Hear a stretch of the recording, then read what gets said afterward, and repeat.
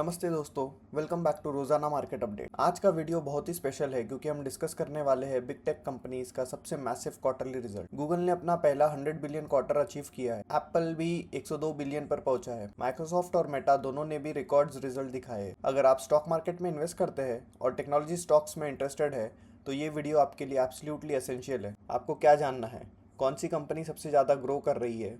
AI से कौन सा बिजनेस सेगमेंट सबसे ज़्यादा ग्रो हुआ है? आगे फ्यूचर में क्या एक्सपेक्ट कर सकते हैं? और इंडियन स्टॉक मार्केट में कौन से शेयर्स में फोकस बनाए रखना है? अगर आप स्टॉक मार्केट की डेली अपडेट्स चाहते हैं तो चैनल को सब्सक्राइब करना ना भूलें। तो फ्रेंड्स, हर क्वार्टर टेक कंपनीज के रिजल्ट डिफरेंट होते हैं, पर क्वार्टर 3 कुछ स्पेशल है क्योंकि ये क्वार्टर में एआई का इन्फ्लेक्शन पॉइंट था। पिछले 2 साल से हम देख रहे हैं चैट जीपीटी आया, गूगल का जेमिनाई, माइक्रोसॉफ्ट और अमेजॉन सब एआई पर इन्वेस्ट कर रहे हैं। पर क्वार्टर 3 में फर्स्ट टाइम ऐसा हुआ है कि एआई से एक्चुअल रेवेन्यू जनरेट होने लगा है। चलिए हाई लेवल पे चारों ही कंपनी का रेवेन्यू डिस्कस कर लेते हैं। गूगल ने सबसे बड़ा रेवेन्यू दिखाया है ये क्वार्टर में, जो कि 102.3 बिलियन का रहा है। एप्पल का भी इकोसिस्टम स्ट्रॉन्ग रहा है और कंपनी ने 102.5 बिलियन का रेवेन्यू दिखाया है। माइक्रोसॉफ्ट ने भी 77.67 बिलियन का रेवेन्यू दिखाया है और मेटा ने भी 51.24 बिलियन का रेवेन्यू दिखाया है। हर कंपनी को हम इंडिविजुअली देखेंगे, समझेंगे कौन सा बिजनेस सेगमेंट ग्रो कर रहा है और फिर इसके इन्वेस्टमेंट इम्प्लीकेशंस क्या है। चलिए गूगल का परफॉर्मेंस कैसा रहा है ये क्वार्टर में, ये डिटेल में देखते हैं। गूगल का रेवेन्यू ये क्वार्टर में 102 बिलियन रहा है। कंपनी का ग्रोथ 16% ईयर ऑन ईयर से ग्रो हुआ है। कंपनी का नेट इनकम भी 35 बिलियन रहा है, जो कि 33% ईयर ऑन ईयर ग्रोथ है। और कंपनी का ऑपरेटिंग मार्जिन भी 30.5% रहा है, जो कि बहुत ही स्ट्रांग है। अब डिस्कस करते हैं कंपनी का रेवेन्यू कौन कौन से सेगमेंट से आया है। सबसे पहले गूगल सर्च से कंपनी का रेवेन्यू 56.6 बिलियन का रहा है, जो कि 15% ग्रोथ है। गूगल का एआई मोड जो सर्च में लॉन्च किया है वो डायरेक्टली एआई से आंसर देता है, तो लोग ज़्यादा सर्च कर रहे हैं। इसका इम्पैक्ट भी रेवेन्यू में दिखा है। यूट्यूब एडवर्टाइजमेंट से भी कंपनी ने 10.3 बिलियंस कमाया, जो कि 15% ग्रोथ है। यूट्यूब शॉर्ट्स 30 सेकेंड्स वाली वीडियो जो इंस्टाग्राम रील्स का कंपटीशन है वो अच्छा परफॉर्म कर रहा है। गूगल क्लाउड से भी कंपनी ने 15.2 बिलियंस कमाया, जो कि 34% ग्रोथ है। जनरेटिव एआई प्रोडक्ट से तो 200 प्लस ग्रोथ आ रहा है कंपनी को। मतलब पूरा गूगल का जो एआई पुश है वो सब गूगल क्लाउड में कॉन्सेंट्रेट हो रहा है। 70% गूगल क्लाउड कस्टमर्स अब एआई प्रोडक्ट्स यूज़ कर रहे हैं। और लास्ट सब्सक्रिप्शन और डिवाइसेस से कंपनी ने 12.9 बिलियंस कमाया, जो कि 21% ग्रोथ है। Google one, YouTube premium, YouTube music सब सब्सक्रिप्शन कंबाइन करके गूगल क्लाउड। गूगल के पास कस्टम चिप्स है, टीपीयूज। गूगल के पास एनवीडिया के जीपीयूज भी है। जेमिनी एआई मॉडल भी है। जो कंपनीज क्लाउड पे एआई डिप्लॉय कर रही है उन्हें गूगल क्लाउड से सर्विसेज लेनी पड़ रही है। गूगल ने एंट्रोपिक के साथ भी पार्टनरशिप की है, जो कि 1 मिलियन टीपीयूज यूज करेगा। और सबसे इंपॉर्टेंट, गूगल का बैकलॉग में 155 बिलियन के प्रोजेक्ट्स लाइंड अप है। कंपनी के पास कुछ चैलेंजेस भी है, वो भी डिस्कस कर लेते हैं।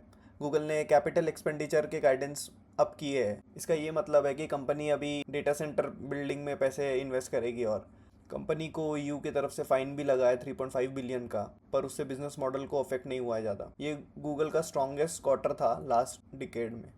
चलिए एप्पल के परफॉर्मेंस के बारे में डिस्कस कर लेते हैं। एप्पल का रेवेन्यू 102 बिलियन रहा है ये क्वार्टर में। कंपनी का ग्रोथ भी 7.9% रहा है year on year. Operating profit भी 32.43 बिलियन रहा है, जो कि 2% प्लस है एस्टिमेशन के हिसाब से। चलिए कंपनी का रेवेन्यू ब्रेकडाउन देख लेते हैं। कंपनी का रेवेन्यू सबसे ज़्यादा आईफोन से आता है, जो कि कंपनी का प्राइमरी रेवेन्यू ड्राइवर है। आईफोन का रेवेन्यू 73.72 बिलियन डॉलर्स है। एप्पल ने आईफोन 16 लॉन्च किया है, new models with AI capabilities.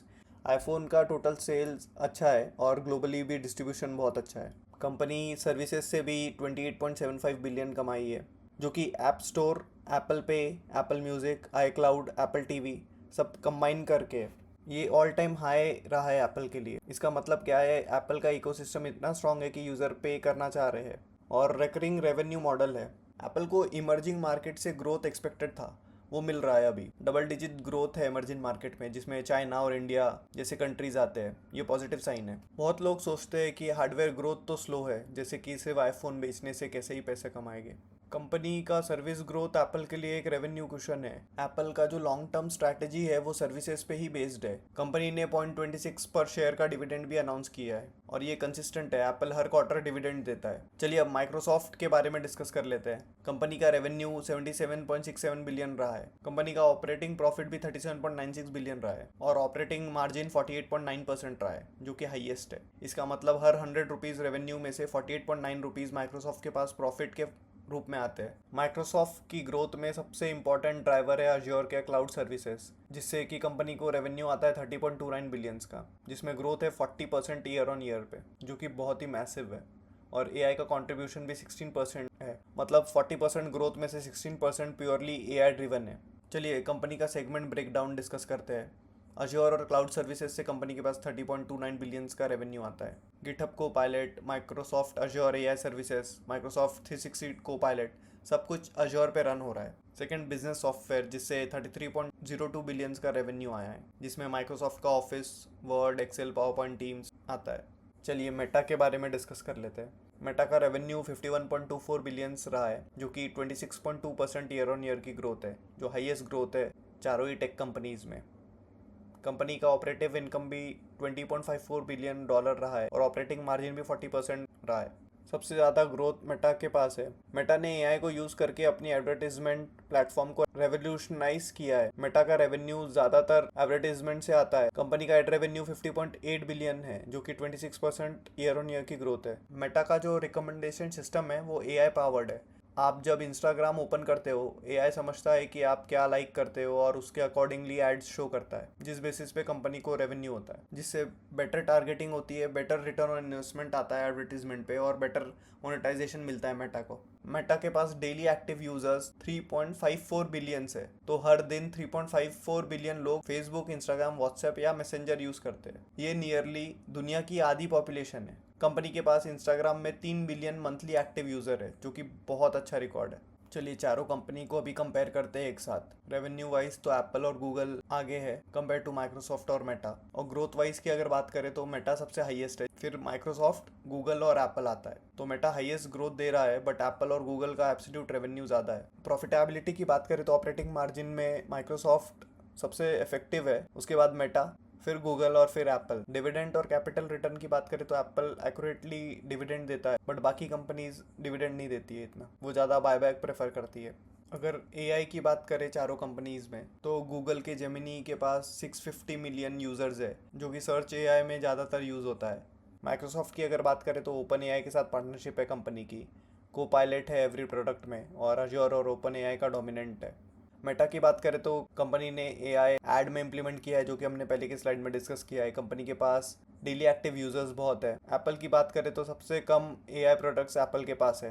Apple intelligence अभी आने वाला है। एप्पल सिर्फ सर्विसेज पे फोकस कर रही है।